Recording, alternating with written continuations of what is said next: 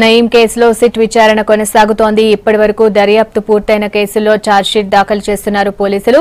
నల్గొండ, మిర్యాలగూడ పోలీసులు నయీం కేసులో మొదటి ఛార్జ్షీట్లు వేశారు. త్వరలో మరిన్ని ఛార్జ్షీట్లు వేసేందుకు రెడీ అవుతున్నారు.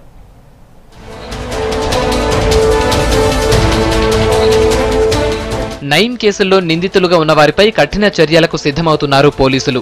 నయీం ఇష్యూలో నిందితుడు సామ సంజీవరెడ్డిపై మొదటి పీడీ యాక్ట్ నమోదు చేశారు రాచకొండ సిపి భగవత్.